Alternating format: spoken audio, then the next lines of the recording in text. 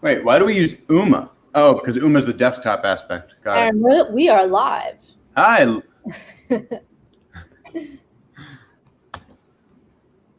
Oh, cool. Now we're on. We got it everywhere. All right. Oh, it's interesting because with this system, I can't see with people. You could see the people last time? Through Facebook. I'll do what you're doing. I'm going to log into Facebook on my phone. Yeah. Well, we're a few minutes early. Is anybody in there? Yeah, we have viewers already. Yep.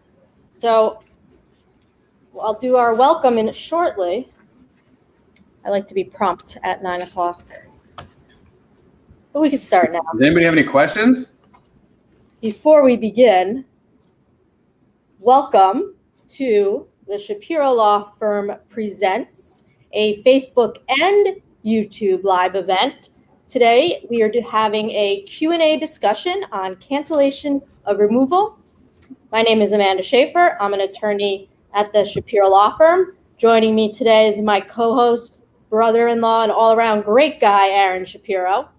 Thank you, everyone, for joining us. We will give it a few minutes to because we're a little bit early. We wanted to make sure our new tech worked, and it looks good for now. You can still ask us questions, though, and we will definitely get to those. Hello, Elsa, and me too, Jessica. I don't know what that means, Jessica. You're an all-around great gal, if that's what you mean. Did that pop up? Before we begin, I have to do our disclaimer that nothing we say here today constitutes an attorney-client relationship. Process of removal. Oh, we have a question already? Elsa, how'd you enter the country? Aaron, you wrote in the private chat instead of... I know. I just realized that. So, but I don't think I can write in the public chat. You don't? Okay, I don't know. Let me just do this disclaimer because this is, I have to. Yeah. So yes, nothing we say here today forms attorney-client relationship. Anything we say today, as much as we're going to try to answer all your questions, is not a substitute for legal advice. We are available for hire, of course, and are happy to talk to you afterwards. If at any time you have a question, please ask. We will do our best to answer. If we can't get to it, we will happy to answer it afterwards. And if you're just joining us, welcome to the Shapiro Law Firm presents a Facebook and YouTube live event, question and answer discussion on cancellation of removal. So we already have a question. Let's see, from Elsa. Hi, Chris. Probably no, Elsa. There's no 245I. Did anybody ever file anything for you by any chance when you were little, or anything for your parents that you were a beneficiary on before April 30, 2001?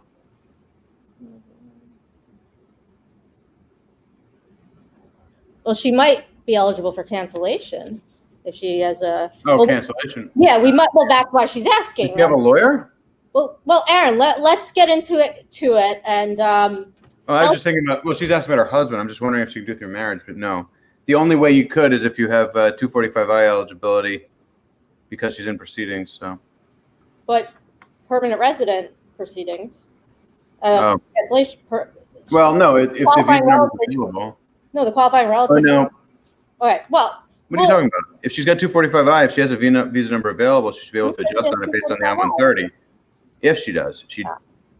When? When did they petition your mom? Oh, yeah. That's what I'm talking about. Gotcha. I think that's the best plan. All right. Well, Elsa, just call the office tomorrow, okay? Yeah, well, we'll talk about cancellation removal too. After like 10. That's a possibility to explore that option as well. Yeah, I don't want to talk about any details in your case also, so just call tomorrow. The number's on the screen there. When did this get out of order? Okay, so. That's fine. We're going to begin right now with what is cancellation of removal. Cancellation of removal is a form of relief from removal or deportation that you can apply for if you're in removal or deportation proceedings. There are two main types.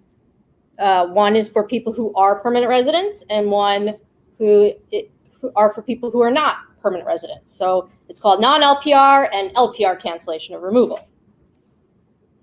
And the way you apply is after you're placed in removal proceedings, you file an application and a lot of evidence.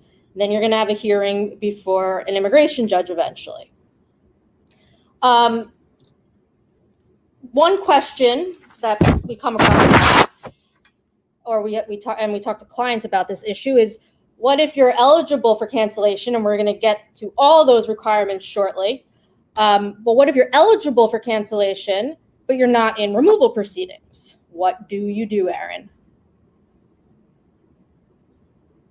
Did we lose your audio? I put it on mute because I'm doing some homework for Elsa here. Got you. But anyway, what's the question?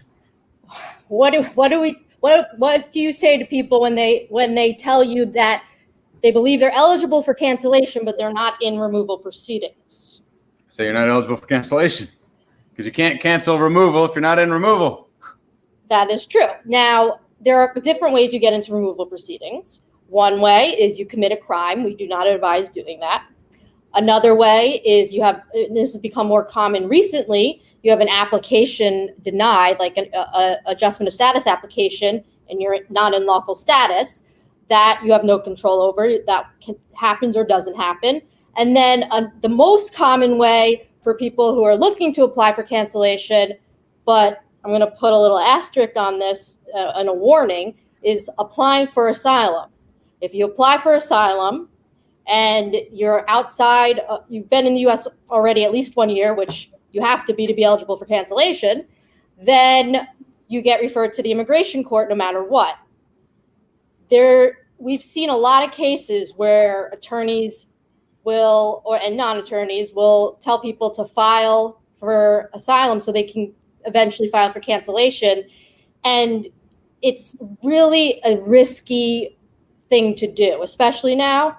But unless you have, first of all, you have to have some colorable claim to asylum. You can't have a completely fake claim. You cannot file a frivolous asylum application. You might have a good asylum claim, but you didn't know you could file when you first came here. That's fine. Because you're still eligible for withholding of removal. Right. But to file just to get into removal proceedings for cancellation, if anyone who tells you to do that, you need to question that legal advice. We always we will not do it unless there's at least the backup is the withholding of removal, and if you don't have that, then you're going to be ordered removed. And that's the other reason is we don't want a reputation for filing crappy asylum cases. Well, I don't want that. Right. It's not worth it to me for a couple grand, and you're going to lose your case anyway. Right. And cancellation of removal cases, as you're going to learn today during our live, they're not easy cases to win. And there's very few there's only 4,000 visa numbers available each year. And there's a current backlog that could take 2 or 3 years, even 4 years after your hearing to actually know you got granted cancellation and get your green card. But that's okay. That's fine. Don't stress about that. That's okay. There's a limited number, so you just have to wait. You need a strong case. You get a work permit. What are you going to do? If you're in removal proceedings and you're eligible, but your case isn't that strong, that's a different story. You do whatever you can. But it is a defensive application. So if you're not in removal proceedings, you don't go committing crimes just to get in them. Don't just apply for asylum. I know. I'm not being completely serious, but desperation kicks in sometimes. So don't do that. I guess. So do you need a lawyer? Well, highly advised. You can represent yourself. You're allowed to, and some people choose to, but as you're about to find out, if you are not already aware, cancellation and removal is very complex. There's a lot of different issues, a lot of different requirements, and a lot of things that can actually bar your eligibility that you might not know about. And we're going to talk about a lot of those things today. And Trump's suspension of immigrants. What? What is this?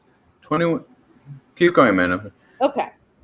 Aaron's going to be monitoring the questions as over 21 years with an improved. And he's going to talk to himself so that everyone can hear. Oh, you're the son, and you're over 21 years old. Get exempt from what?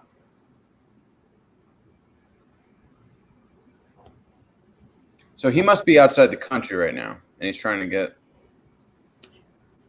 an approved immigrant-based visa. But if the embassy's not giving visas, then I can't Well, imagine. right now we're talking about cancellation and removal. So let's. Yeah. Well, any questions not about cancellation, we'll try to get You to. can send us an email. That's a toughie. That's weird. I don't know. I'll email us as well. So, non-LPR cancellation and removal, we're going to talk about first. It's called EOIR 42B. That's the name of the form. And we're going to talk about the eligibility requirements. Number one is physical presence. You need to have 10 years of continuous physical presence between the time you entered the U.S., whether it was lawful or unlawful entry, and the time of the earliest in time of one of two things.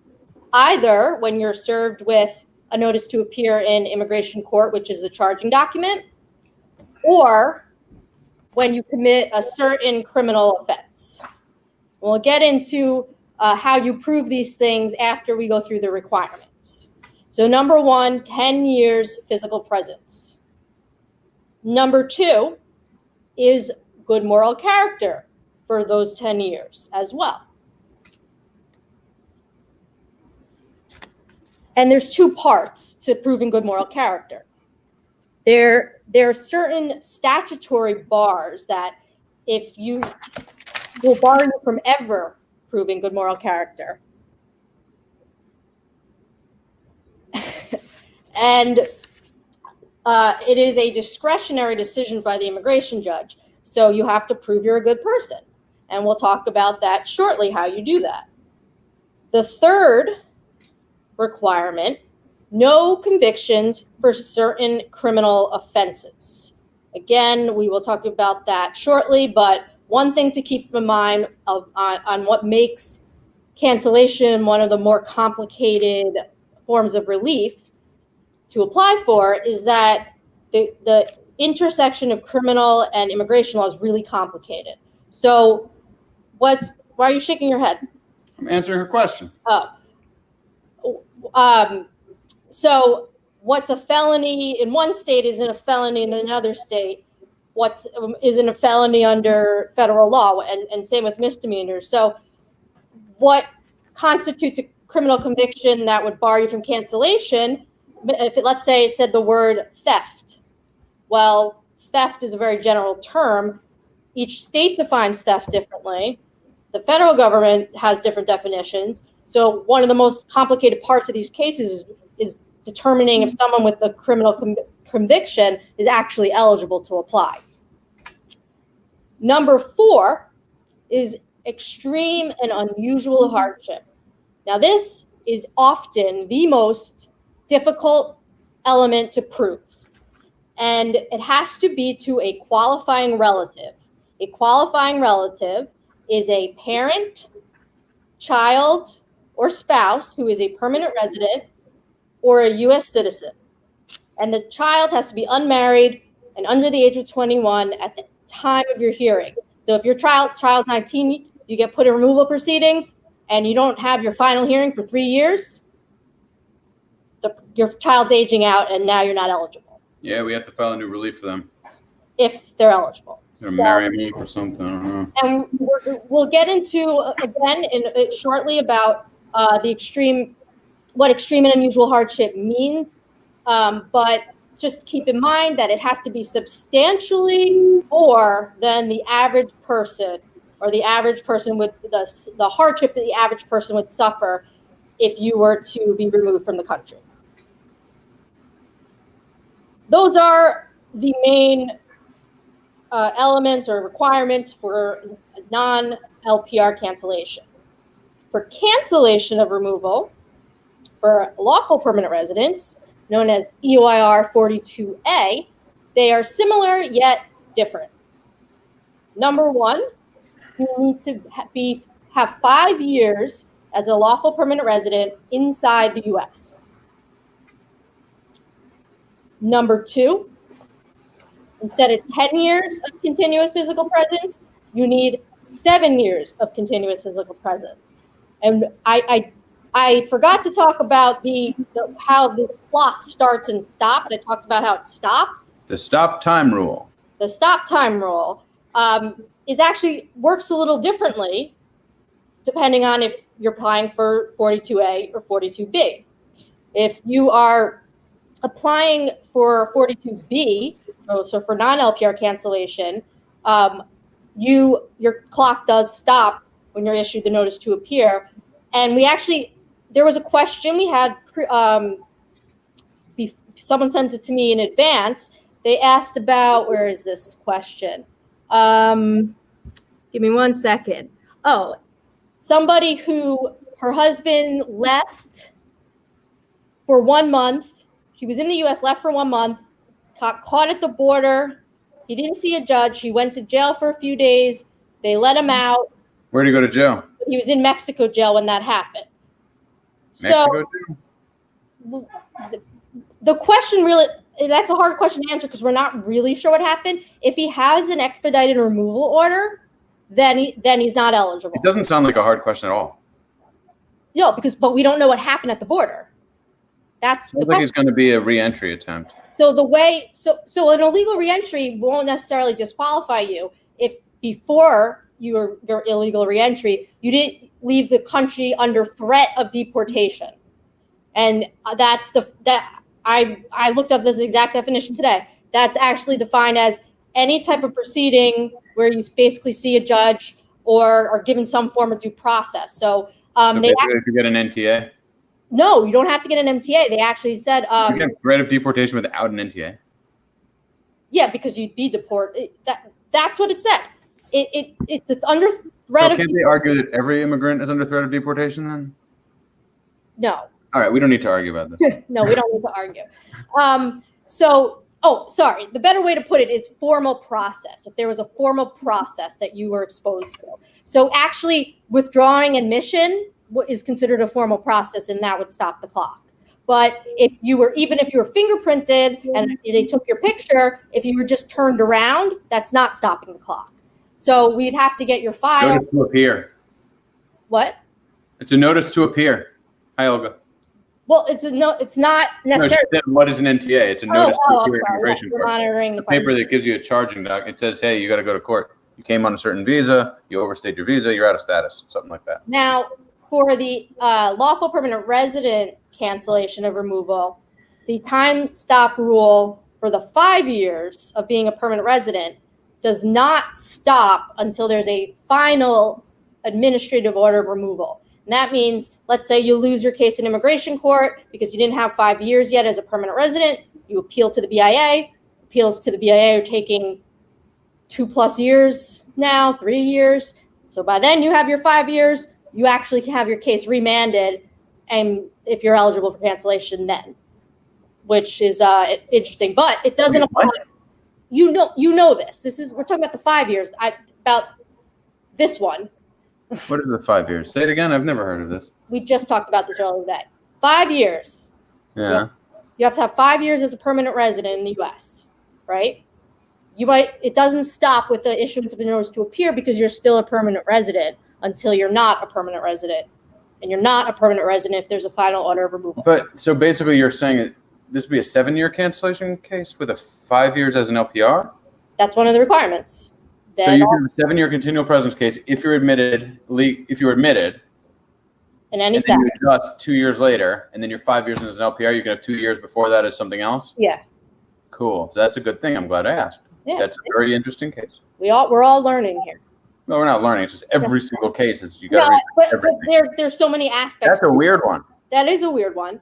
But nonetheless, it is interesting to think about because of how long sometimes what ends up happening in all these cases with the LPR cancellations very frequently. Yeah. Normally they don't make it that long. Normally it's like 2.5 years, 4 years. The crime cuts it off normally so often. Because LPRs usually aren't put into removal proceedings. Yeah, I mean, unless they commit a crime. That's serious. There are other ways, but that's the number one way. I agree, Jessica. Keep the argument in court. No, it's good. People need to know how things work. Okay, number 3 requirement. No aggravated felony convictions. Aaron, would you like to tell everybody what an aggravated felony is? No. No? Why not? It's annoying. Is there a definition somewhere? Lots of definitions. All right. So yes, in the immigration law, there's no actual definition. There's lots of definitions. It's a complicated mixture of things. I've gotten really good at it. So like, if you have one, give me a call. Yeah. Again, this is. I have a whole chart I've made. We're not going to get into what's called the categorical approach and modified categorical approach, but when you think of aggravated felony, things that might fall into it are going to be murder, rape, sexual abuse of a minor, drug trafficking, firearms or explosive trafficking, theft offense. The ones that are actually common that I hear all the time when people call are Firearms. tax fraud, Bank bank fraud, which means someone did something shady with an application for a mortgage or a credit card. Oh, that brings us to another question that we had actually about somebody who said the tax lady told her and her husband to list children in Mexico as their dependents on the taxes to get into a different tax bracket, and their lawyer now is telling them to just blame it on the tax lady. No, you need to go get a new lawyer. Go amend your tax returns. No, talk to an accountant, because amending tax returns causes other nightmares. Yeah, but you can't. Because you're like admitting a crime at that point, basically. So you do have to submit your taxes for cancellation and removal. It's part of the good moral. Yeah, and the judge is going to say, "Who are these dependents?" Yeah, that's really bad. That's really bad. I guess you tell the judge the truth, right? I think you need to also talk to the accountant about amending it and paying back taxes. If you're going to owe money, it's tax fraud. It's tax fraud. That's the problem with amending it. That can make your husband ineligible for cancellation if they think. Yeah, it's a moral character issue. It's another crime in and of itself. Yeah, that's why people don't necessarily go amend back taxes, because it's. That's you're selling your taxes. You're promising. That's a tough one, but you looked it over and then it's all true, and yeah, if you know there's kids on there that it's not great. If you have shady. General rule of thumb: if you hire a shady accountant, you're going to get a shady conclusion. Can you give a simple example of tax fraud? That's a simple example of tax fraud. Yeah, you could work. When you list dependents, you can deduct, if you say that you have someone who's a dependent who's not, it decreases the amount of your income that's taxable. So that's why people do it. Tax fraud is lying on taxes. Another example, if let's say you made $50,000, but you got paid in cash and you only reported $20,000. So you paid less taxes. That's tax fraud. I've seen a lot of clients who are taxi drivers, and they'll write things off that are crazy. And truck drivers will write things off that are just absurd. Like anytime they're going anywhere, I've seen taxes that would blow your mind. You got to be careful. A lot of tax preparers focus on immigrant communities, and they will just do crazy things, writing off kids that do not exist, writing off homes as businesses, like all sorts of stuff. Now, I happen to know a fantastic accountant, if anybody needs, and he should be watching here today, and he is my father. We have referred a lot of clients to. He is not shady and will not do that. So happy to help with that. Alik, I see your question, and unless you want to pay us to come down to Texas, which is I've flown all over the country, but I don't. It's going to be expensive. If we're happy to do it, if you want to pay for it. Otherwise, where in Texas? Yeah, that's another question. But regardless, or move to New York, and then we'll change your venue, and then you can actually win. Because good luck in Texas. Olga. And on that note, good night, everybody. Olga, we are. We're not. Austin. We're not accountants, so I couldn't tell you what you have to report and what you don't. That you need to contact the accountant for. Okay, let's. If you have rental property, sure. If you own a rental property, it's just a business. Right. Well, I think those regular business. Better questions for an accountant than for us. There you go, Alik. We'll do it soon, and we'll file a motion to change venue. I'll see you on Tuesday, 11 a.m. All right. So we talked about. We kind of talked about aggravated felonies. That's another. That can be a whole live. There's serious crimes. If you're in jail, what is it? More than a year. Crimes. And misdemeanors can count depending on the state. So, because it depends. Not the state on what it is. So don't think just because you have a misdemeanor you can't have an aggravated felony. You need a lawyer who knows both immigration and criminal law in order to determine that. And preferably before your criminal case is over. Last requirement for LPR cancellation, you're not in an ineligible category. There are different categories, but basically that includes someone who persecutes someone, a terrorist, someone who entered as a J1 and has a 2-year home residency requirement, and crewmen that entered after some date in 1964. Similar eligibility requirements for cancellation and removal for non-permanent residents as well. If you're just joining us, welcome, and we are doing our best to answer all of your questions, so please continue to ask. Someone is asking about... Just a grammatical correction. It's come on instead of common. Someone's asking about a T visa, it looks like. Well, we're not talking about T visas today. Trafficking visa. Those are another thing. For human trafficking. But, and we had a T visa from Austin. 2 T visas from Austin. Yeah, but different person. Yep. But let's continue on to. And if she's watching, congratulations on the pregnancy. Okay. On to what type of evidence you need to prove these different things. So physical presence. So remember, 10 years non-LPR, 7 years LPR. How do you prove physical presence? All sorts of ways. School records are good. Employment records, W-2s, 1099s, medical records, rent checks. We've done tax returns are only good if you have your W-2 or 1099 for that purpose. We've gotten letters from churches and mosques and synagogues to show that person was a member. In a last resort effort, we'll put in affidavits from family and friends. We always put in affidavits. Well, affidavits are easy. It's easy for us. You just bring them to us. So it's fine. Some physical presence evidence is better than others. I have to get the assistant. Is that Goldie? It is. We do have a therapy dog, Goldie. She's a good girl, but she misses being able to do her job because she can't come to the office these days. Anyways, so physical presence is generally pretty easy. We've used Con Ed bills, phone bills, anything that you could only have if you were actually present in the U.S. Aaron's a funny guy. Funny looking. Next up, we have good moral character. In order to prove good moral character, the judges always require tax returns for all those 7 or 10 years.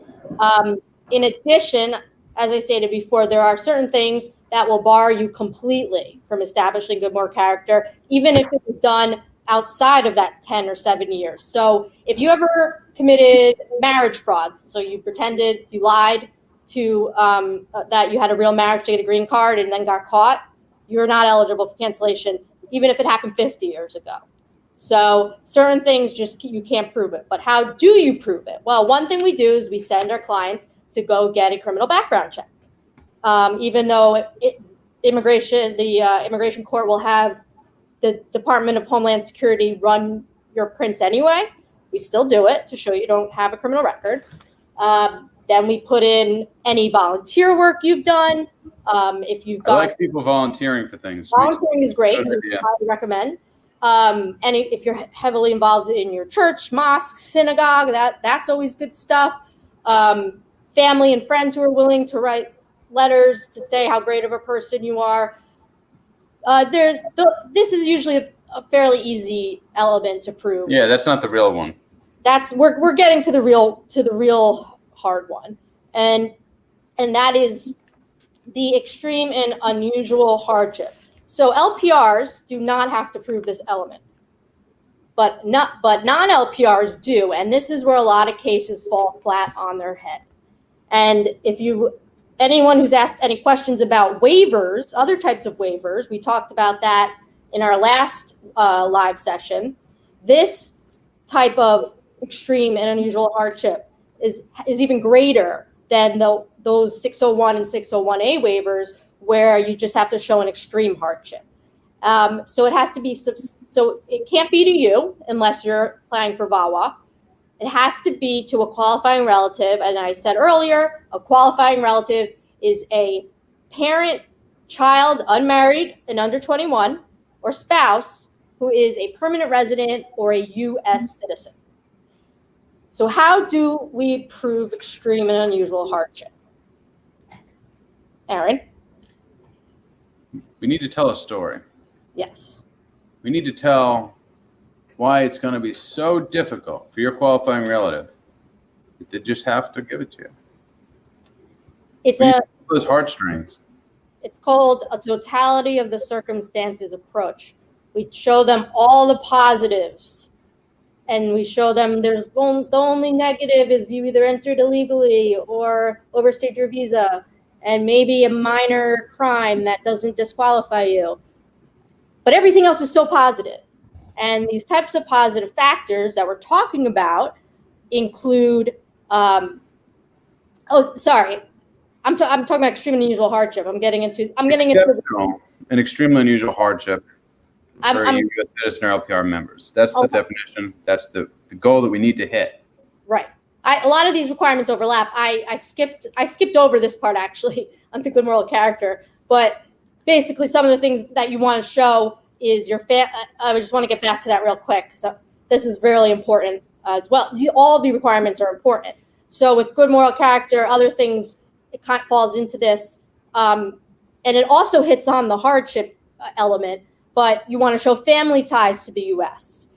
So we always show how many family members have green cards or are citizens. And then we talk about how much a part of their life you are. How long you've lived in the U.S., strong employment ties. So you've had a job for a while. We have clients who run their own businesses even though they've been here illegally, and even though you're technically not supposed to work without authorized employment, you're supporting a family or something. It still looks good. If you are an LPR, served in the armed forces. Anything you own, like property, that anything you do that's considered to contribute positively to the U.S. society and U.S. economy are things that we highlight. Aaron, there's so much on that paper now. I don't think anyone knows what you're trying to say. I don't want to waste the paper. All right. Okay. It's at the top. Basically, Gabrielle, just send an email. I'll be happy. Just give us a quick call or send us a quick email, and we'll talk for a minute. I can normally figure things out pretty quick. Elite, I was going to actually get to mental health in a second. Oh, yours sounds serious. A what? No, that's not going to do it. Well, what we're going to need to do is get them into psychological counseling and show all sorts of psychological trauma. So the way we do, so for the extreme and unusual hardship, one of the biggest ways that we show it is some type of medical problem to the family. But your wife's niece is not going to be a qualifying relative, so. Now, we still will point it out if you're. No, the trauma has to be to the wife. Right. And but, she's going to need to be diagnosed with like depression, post-traumatic stress. Right. Getting counseling. We did have another question. I don't know if this is the same person who asked the question beforehand about the aunt who is old and disabled, lives with my husband and our 4 children. He cares. Yeah, but directly affected. So let's talk about qualifying relatives real quick because that's important. So we got USC or LPR, citizen or lawful permanent resident. We got spouse, children. Is parent a qualifying relative for cancellation? Yeah. So ultimately, your wife would have to be the qualifying relative. Your wife's niece is not going to be a qualifying relative for you. Your wife is a qualifying relative for you. What we do is we have to show how the hardship affects your wife. Right. As a result of whatever happens to the other people. It's going to be quite difficult. This reminds me of that case we had with the client who she was the one applying for cancellation. She had the brain tumor and the strokes. Yeah. and we had to show That wasn't cancellation. That was a 601A. that was a 601A. Very Right. similar, though. Yeah, Very it's similar. similar. Often harder. But essentially, the fact is, it's all about the qualifying relative, no matter what the hardship. And the judge. What? And the judge. Which judge you get? Well, yeah, but I mean, I'm talking about the hardship. There's no hardship to the judge here.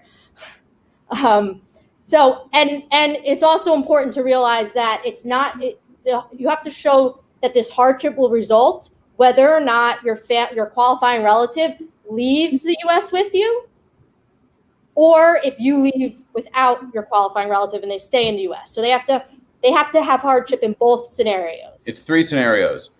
If the immigrant has to leave and the American stays here, if the immigrant leaves and the American leaves, and then the only solution would be if both of them stay. So there's 3 outcomes, and you have to prove the exceptional, extremely unusual hardship for the first 2. Right. Now, medical issues are not the only thing, and it's not just because. We had another one with jail. Remember the son was in jail? Yeah. The wife of the husband's son was in prison, and he was an arsonist, some sort of Looney Tune. And he went back to jail, and the immigrant stepfather was raising the whole family, basically taking care of everything, and she couldn't have possibly taken care of this situation with this crazy kid. And he got it. It was a crazy case, but he got it. Tough one, yeah. We've also, learning disabilities in school. We see a lot of. What else? The medical ones are really the biggest ones that we deal with, and then everyone's going to be a little sad and anxious if their family member has to leave the U.S. So you have to. Yeah, it's going to be a lot worse than that, but it has to be a lot worse than that, of course. And other things are like we need to tell a good story. We talk about how you don't have any family members back home anymore. Maybe where the country you're from, they don't speak English, and your kids never learned how to speak the language. If you've sent there's a war there. You're going to make it a lot harder if you've sent your kids back to your country to visit family a bunch of times. We've had that happen. It's kind of hard to say you're scared to send your kids back to a country when they've gone on 2-week vacations there every year.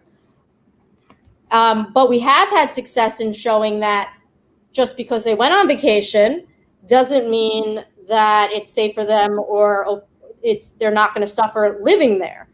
So this is a really fact-specific inquiry that has to be done, and we show everything. I mean, the filing.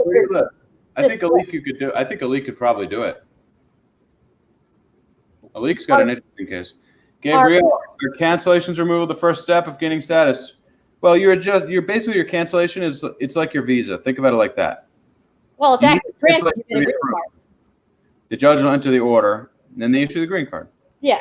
So once your cancellation or removal case is granted, everything else is clear. You're getting a green card. We already took care of the criminal background checks because they wouldn't have given it to you if you didn't qualify for any other reason.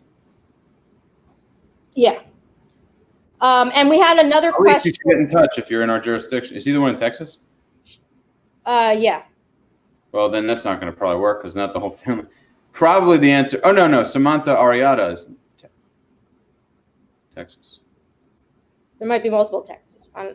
Multiple Texas. That's why. And someone also asked about. He's Sri Lankan in Texas. A lot of Sri Lankans in Texas. Anyway. Someone asked about if cancellation, is it something that has to be done before deportation? What if the individual has been deported? Yeah, it does. Now, if you're in the U.S. with an order of removal or deportation and there's a way to reopen your case, and you're eligible, it's possible, but you would have had, in terms of the 10 years of physical presence and stuff, you're going to still have had that already. So, but there are things that change where getting your case reopened is going to be incredibly difficult. Unless there's a reason. Unless it's a timely motion to reopen, which means in 100 days. And but also, if you're outside of the country already, you can't. You can't apply for it. You have to be in removal proceedings in the U.S. Assistance is theoretically possible. Yeah. But it needs to be timely. So when my aunt who lives with us and learned to be my son. No, that's learning, if it's your son that with a learning disability Asthma can be tough. It depends how bad the asthma is. With my aunt who lives with us. So your aunt has nothing to do with anything. Think about that, okay? She's not a qualifying relative. No, if she's a U.S. citizen relative, we still bring it up. I mean, we still show if she's a part of their life and everything. I mean, then they're going to say you can have the kid live with the aunt. Right, but if the aunt can't live without them, that alone's not going to. Your aunt is not a qualifying relative. But we're still going to talk about your aunt because it's still relevant. Give me a second. So are we talking about LPR or non-LPR? Or aunt is kid for five.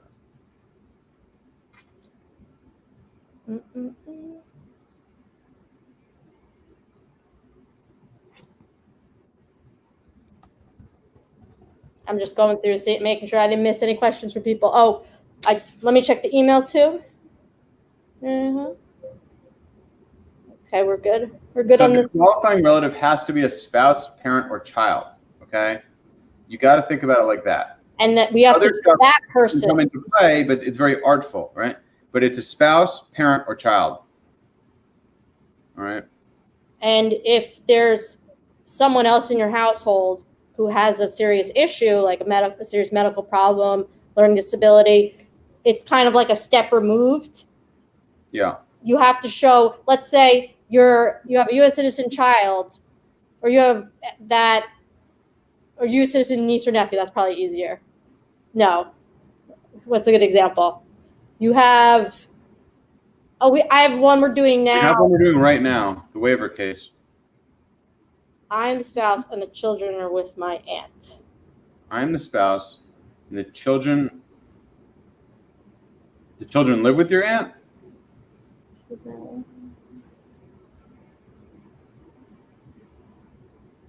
She's okay. So your husband is in proceedings? Yeah. So the hardship would be to you. You live together. Got it. So you're the one who's the qualifying relative, Jennifer. So you're going to be needing... Jennifer, are you a U.S. citizen or permanent resident? Yeah, I mean, that's okay. Okay, so yes, you're the qualifying relative. You're the qualifying relative. And the way what we're going to have to do is show how you're going to suffer, knowing that your husband's going to suffer if your husband here. That you need your husband here to help you care for the children, to help you care for your aunt. That's how we have to do it. Can working unauthorized in the US be can working unauthorized in the USA be considered bad moral character? That is a good question. The answer is of course it can. It can. Now, this I actually think the mindset on this has changed in recent years. Because we've done so many of these cancellation cases in the past where it was never questioned. Never an issue. It was never an issue because I mean you've been here 10 plus years. You've had no lawful status. Chances are, for a good majority of it, you didn't have permission to work. But the bigger problem is lying about it. Yes. And or, oddly enough, not paying taxes on the income. Yes. That's the thing. The judges want to see the tax returns. Because if you're going to argue that your family... Even if you don't have a work permit, they still theoretically want you to file a tax return. But there's no way to file a tax return without a social security number or an ITIN number. So the judges have no clue what they're talking about sometimes. Well, everyone can get a TIN. Everyone gets the TIN eventually. Yeah, I don't know how you file an old ITIN tax. I mean, realistically, people are just making up numbers at this point. Olga, I wish if I had the answer to that, I'd have a lot. No, the answer is quite simply the embassies are not making appointments. We don't know. It could happen anytime. We're hoping. They need to do all their National Visa Center stuff, and that still has the time limit on it. We have had, cases moving forward, and they're waiting in line for interviews to be scheduled. So we're hoping soon, but that'll be soon. I mean, but you still have to do all the National Visa Center, and you have to do everything to transfer it over to the embassy. And then we just got an email yesterday that they were setting someone up for a schedule. Right, but we're on cancellation removal, so I want to just take a step back for a second. Right. About that unauthorized employment. If VAWA cancels, some of it's going to depend on where you live, which court you have to go to, because in our country we have these circuit courts that our country's split across. So in New York, Vermont, and Connecticut, we're in the Second Circuit. So the Second Circuit might view unauthorized employment differently than like the Ninth Circuit, which is where California and Washington is. So that's another important thing to talk to your lawyers about, depending on where you live, and not just the unauthorized employment, but a lot of these things we've talked about, that it's state specific or court specific, that it's not just like a straightforward definition of things, that or these facts will qualify you and these facts won't. And that's kind of why these cases get so complicated. But right now, my plan with our clients going to cancellation and removal hearings is, yes, they worked, they have a family, they had to feed their family, they didn't go on welfare or anything, like, you know, they've been hardworking. We always show it as a positive factor. There may be places in this country where you want to kind of dial that back, but I can't speak for those areas. But I have seen and heard from colleagues that can happen. So he had a question about the ITINs. They are available, but they're not available for people instead of getting Social Security numbers. So an ITIN number is a number made for basically like international people coming here to set up a business. That's when I use an ITIN. It used to be that people could just walk into some sort of an office and apply for them very easily. I believe it's gotten much harder, but you need to own or invest a U.S. business and receive income from the business. You could be a student, right, who qualifies as a resident of the U.S. So if you're here for more than 180 days, or you can be like a dependent or spouse of an LPR. But it's not what it used to be to just get an ITIN number. Katrina, question about your question. So if you're talking about VAWA cancellation of removal, that is not submitted to USCIS. That's submitted to the immigration judge. So I'm not sure if you're asking about a VAWA petition. It's submitted based on abuse to kids, but should have been filed based on a... Well, I could answer. I could tell you USCIS will not make any corrections for you. No. Nor will the judge. So if it's something's wrong, you got to refile it. Or fix it. I mean, file an amendment. But that's a weird question. Yeah. It sounds like a different fact pattern. It does sound like a different fact pattern. Unless she's talking about, that's what okay. So two separate cancellations. Okay, we've had that. So the kids lived with you. I got it. Should have been filed based on abusive spouse. Well, no one's kicking anything back, but you'll have to make an amendment. It has to be accurate. I mean, the judge is not going to have any patience for it if it's your story's not straight. And you want to apply for the stronger case, whichever. I mean, if the spouse is applying and the spouse was abused, it should be based on the spouse. The abuse about the kid is still relevant and will still be talked about, because there is that category you can apply for. Yeah, you can do it as a dependent, or you can do it on your own independent nature if you were living in the place and being abused. It was sent to USCIS and AOS. Yeah, that's how it works. Is the person in removal proceedings? Because you can apply for VAWA. That's how all the VAWAs are. Except there is VAWA cancellation, which is different as well. But that with VAWA cancellation, you have to prove an extreme and unusual hardship. The difference is you can be the qualifying relative, so you can show that you filed for yourself. Yeah, and there's only like 3 years physical presence requirement. It's much different. But if you're filing a VAWA with USCIS, then you don't have to show physical presence. You don't have to show any type of hardship. So which one makes more sense to you? Again, that will depend on the facts of your case. And you technically can try both. But VAWA petitions, the one problem if you're in removal proceedings is that they can take a really long time to get approved. Although right now, the New York courts haven't been open since March. So get a little bit of a time break there. And then there's another question that I wanted to bring up, kind of tying us back to our last live session where we talked about inadmissibilities and 601A waivers. So those are for people who enter the country unlawfully, and which, if you have the 10 years physical presence, which one do you do? Well, if you're in removal proceedings, you do not do 601A because you're not going to be able to adjust. Where are you going? I don't know. My computer just went black and was spinning. Weird. Video. But if you are in removal, so if you're in removal proceedings, 601A is not going to work because you're not going to be able to leave the country to get your green card. If you're not in removal proceedings, there's that question of do you get yourself into removal proceedings? Usually the answer is going to be no, because the hardship, there's a higher burden of proof. So you have to it's not, again, as I mentioned earlier, not just an extreme hardship.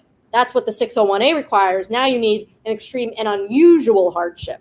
However, with the cancellation of removal hardship, there's additional qualifying relatives that you don't have with the other waivers. So again, what will make sense in your case is not a straightforward analysis. We'd have to know the facts. We have another question. If an immigrant child was diagnosed with PTSD, anxiety is IEP, and none of the children speak Spanish, does that help? He's been in therapy for almost a year, once a week. Yeah. It will. We use that stuff all the time. Well, the child's not the qualifying relative, though. She's saying it's an immigrant child. No, immigrants. She just doesn't have any. Sorry. Possessive there, but yeah, that sounds like a good case. Yeah. That sounds like a good case. Yeah, we submit IEPs all the time. Yeah. It also depends what country they're from, because some countries have excellent.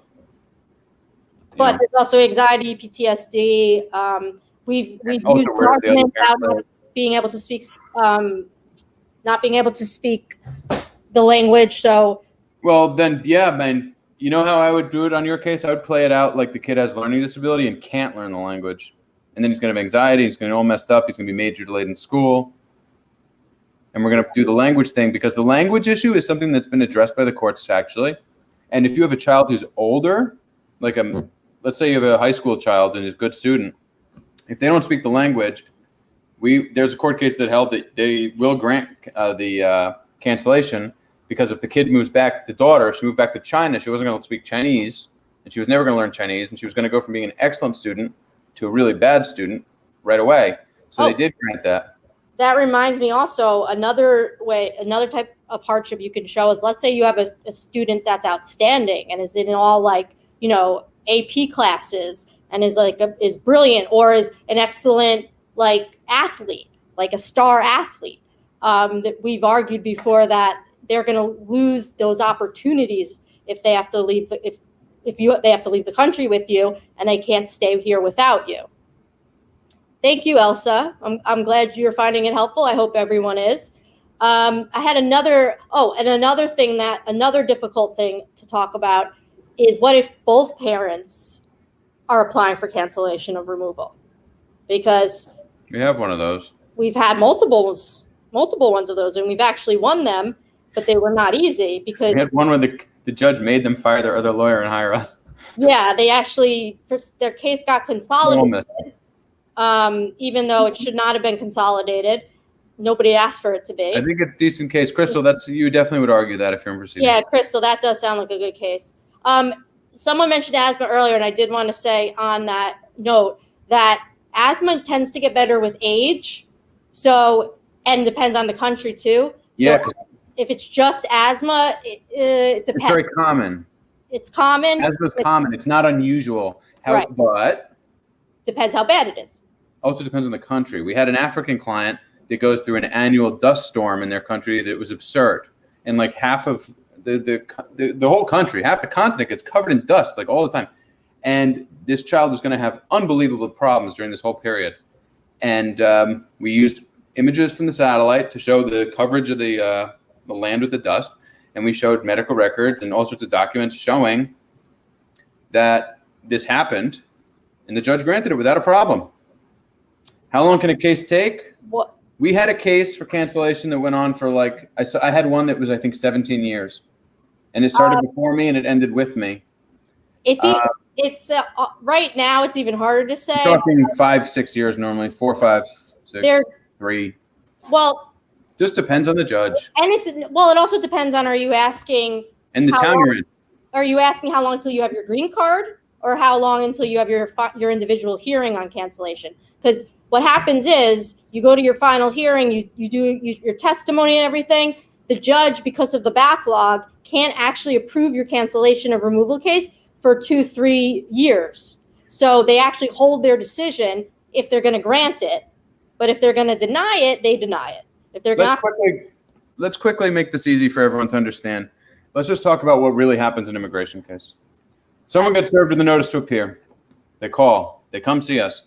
We go through the pleadings. We go to court. We answer your pleadings. We tell the judge we're filing cancellation. Hopefully, the pleadings are what say that you're in the country unlawfully and the government wants to kick you out.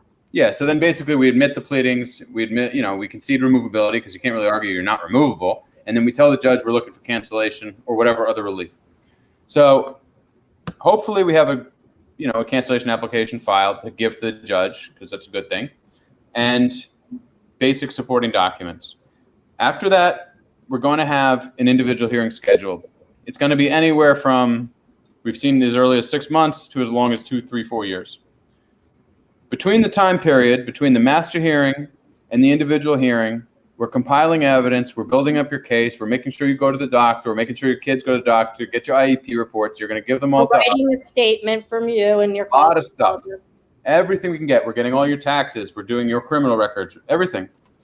Then we send everything in nice and clean before your individual hearing. We like to send one package so it's nice and clean and easy. Our job is to make it easy for the judge and easy for the trial attorney to work with us. That's critical. We prepare before court with you about a month before court. Again, we go over everything. We go through our questions and answers, everything. Testimony. Yeah, a mock trial. Mm-hmm. And then we go to court. And the time period between, you can tell, takes anywhere from a year, but it's really never a year. It's more like 2 years to 4 years. We did have that Aggravated case. We have to remember the government works on a fiscal calendar. It goes from October 1st to September 30th. Amanda mentioned earlier that they issue 4,000 of these visas a year. That's in the whole country. Now, we happen to get a whole lot of them, so that's good. But what it means is we go to court, most likely, unless you're there and you're super lucky in the first week of the year, you're probably not going to get a visa. The hardship to your qualifying relative is so severe. Like, we had a client who had cerebral palsy, and we got her hearing. We requested expedited, got hers done in 6 months, but she still was in the backlog, and it took 2 years before she had her green card. So basically, we go to court. The judge will tell us. We'll know pretty much you're getting your cancellation, right? We'll know. They can't tell you, but they'll can't really tell you, but we'll know, because we can tell you. We just won't have the order, and then they'll say thank you. The judge will put it in some sort of a calendaring date on their computer. You won't normally have to go back to court. We might, depending on the judge. Yeah, they usually mail the decision. And normally, then they'll mail the decision, or we'll go there and we'll do a final individual hearing, and they'll give us a decision. But that can be that year, the next year, the year after. It doesn't matter, because it's nothing you can do about it. You could always leave, but you stay, you be patient, you get a work permit, and then you're happy down the road. Yeah. Florida, I do go to Florida a lot. So it's basically free. And Katrina, to answer your question about processing the cases, so some courts are open as business as usual right now across the country. In New York, unless you're detained, you're probably not going to have it. So it's not that they're still processing those 4,000 every year. So, but if you're not in line, if you're not in that backlog right now, and you're waiting for your hearing, if you're in New York, your hearing is going to be adjourned if it's going to happen right now. Hopefully, they actually just put out new standing orders today, the court, about telephonics. So if you don't have to have an attorney in immigration court. If you do, you don't have to go right now. Your attorney can just call in. If you don't, the chance of getting anything approved is like zero. Yeah, I mean, I'm not recommending it's like a disclaimer. Yeah, anyone can represent themselves in court. It's just not. And once criminal court too, you can walk yourself right to prison if you'd like. Once your cancellation removal, it's very warm. You're supposed to receive your green card within a few weeks. We've had, most of the time it happens. We've had one client where we had actually to contact their congressman to reach out. We almost had to sue the government. We almost had to sue the government because they're just incompetent sometimes. But you're technically, as of the date of the decision that says your cancellation removal is granted, you have a green card as of that date. I do go to Florida sometimes. Sometimes. If you want to pay for us to go to Florida, we'll be in Florida. Yeah, Aaron's but I do have mom, family there, and I do make trips there. Yeah. So call us, Abby. So send an email. Introduce yourself. Yeah. Sorry to interrupt. No, you're good. But on the court end, we have an individual scheduled in a couple weeks. We had the guy in last week. We're gonna start preparing with him. We already prepared. He just brought us some final documents to get translated. And then we're planning as if it's just regular court will be in October. If your green card was already, if your cancellation was approved at the end of last year, and you don't have a green card yet, over the case and making a decision if all the evidence is submitted, no. You need a hearing. You need evidence. No. With the new standing orders, actually, you can. I don't think she's talking about that. Oh, you have. There right now, because of COVID, there are, depending on the court, what their standing orders say. I just read New York, they just put out new ones today. It says that if the government and you agree that a case should be granted, the judge can make a decision based on the paper filings. That's never been allowed before. And it won't be allowed forever is my guess. Although they are pretty backed up, who knows?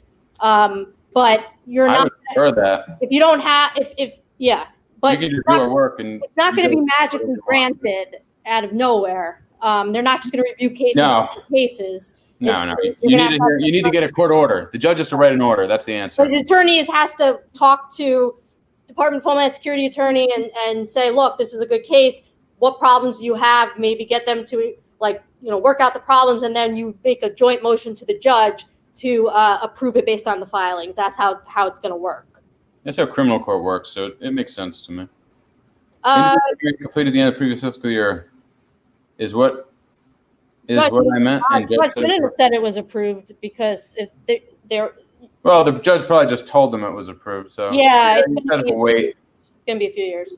It could be. It could be this year. We don't know. It could be next year, but it'll be around the end of September.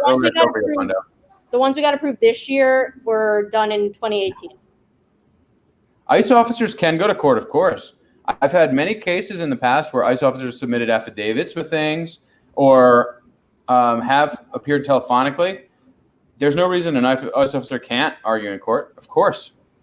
They'd be a good witness for usually for the government, I guess. But if they just submit an affidavit and don't show up, then we object to their affidavit. Yeah, because we can't cross-examine them or anything. You have a right to confront your accusers, even though it's not criminal court.